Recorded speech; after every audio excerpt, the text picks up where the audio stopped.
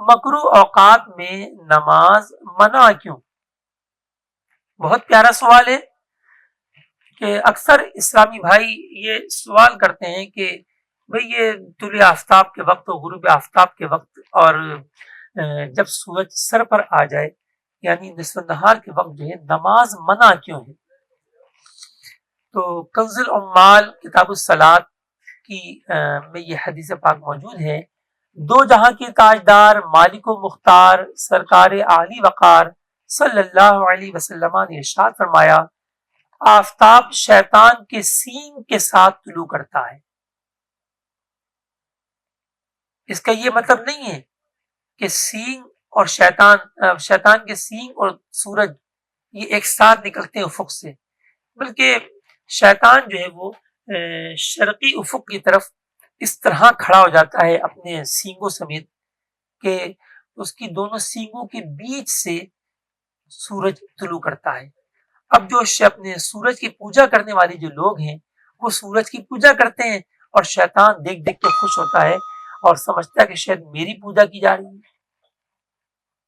جیسے آپ نے ایسی تصاویر دیکھی ہوں گی کہ بعض لوگ کیا کرتے ہیں، وہ سمندر کے کنارے ہیں، سورج ڈوب رہا ہے تو اپنے دونوں ہاتھوں کو پھیلا کر حلقہ بنا لیتے ہیں، تو ایسا لگتا ہے کہ ان کے دونوں ہاتھوں کے بیچ میں سورج آ گیا.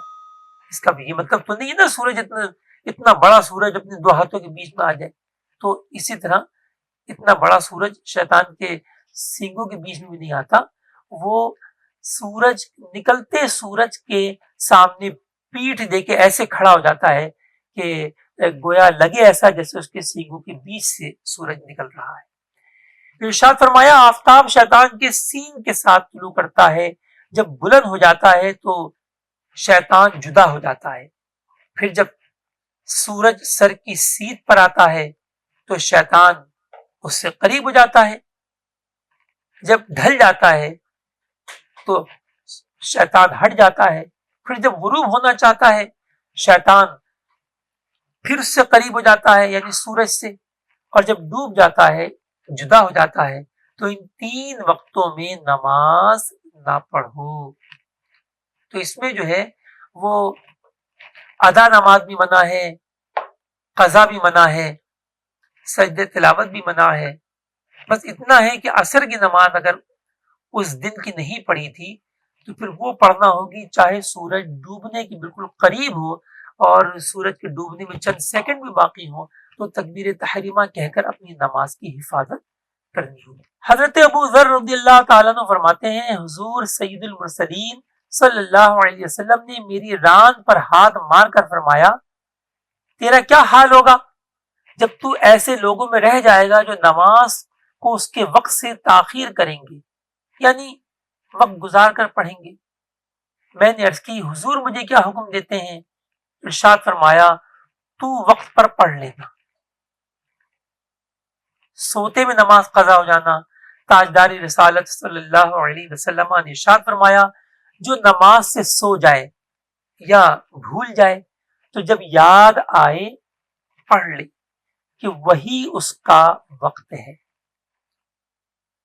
اب یہاں کوئی یہ نہ سمجھے کہ بھائی جو لوگ اپنے صبح فجر میں پڑھے سوتے رہتے ہیں تو وہ بھی گناہ گار نہیں ہوں گے. نماز کے احکام میں امیر اہل سنت ارشاد فرماتے ہیں ایک ہوتا ہے انسان کبھی کبھار سوتا رہ جائے اپنی کوشش کے باوجود بھی، اس کی اٹھنے کی نیت تھی، اس نے کچھ انتظام بھی کیا، کسی کو کہہ دیا کہ وہ اس کو جگا دے یا الارم لگا لیا، اس کے باوجود اس کی آنکھ نہیں کھلی تو اس کی بات الگ ہے. لیکن جو لوگ عادت بنا لیتے ہیں اور ہفتے ہفتے مہینے مہینے وہ فجر میں اٹھتے ہی نہیں ہیں اور کہتے ہیں مسکراتے ہوئے کہ بس جی وہ آنکھ نہیں کھلتی، استغفر اللہ معاذ اللہ، یعنی ایک تو چوری اور پھر سینہ زوری. تو یہ لوگ ضرور گناہ گار ہیں کیونکہ انہوں نے نماز کو سوتے میں گزارنے کا اپنے جو ہوئی عادت سے بنا لی.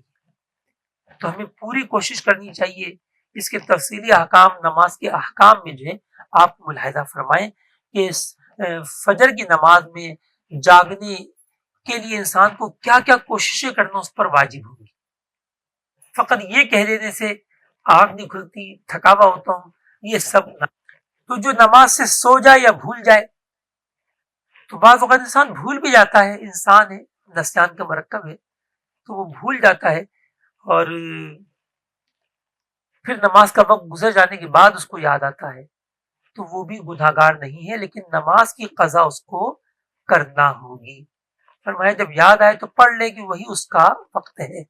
بہار شعر میں لکھا ہوا ہے کہ سوتے میں یا بھولے سے نماز قضا ہو گئی تو اس کی قضا پڑھنی فرض ہے، البتہ قضا کا گناہ اس پر نہیں، مگر بیدار ہونے اور یاد آنے پر اگر وقت مکروہ نہ ہو تو اسی وقت پڑھ لے، تاخیر مکروہ ہے۔ اب جیسے کسی کی آنکھ فجر میں نہ کھلی اور سورج نکلنے کے بعد کھلی، تو اب وہ نہیں پڑھ سکتا کہ مکروہ وقت ہے جب تک سورج اتنا بلند نہ ہو جائے کہ اس پر نگاہ بلا تکلف نہ جمے، تو اس کی مقدار جو ہے وہ 15-20 منٹ ہے، انشاءاللہ ہم آگے چل کر اس پہ کلام کریں گے۔ تو اب وہ انتظار کرے گا 15-20 منٹ گزر جانے کا کہ اس کے بعد ہی وہ فجر کی نماز کی قضا کرے گا، کہ یہ مکروہ وقت ہے تو مکروہ وقت میں بہرحال وہ ادا نہیں کرے گا۔ صلو علی الحبیب صلی اللہ تعالی علی محمد۔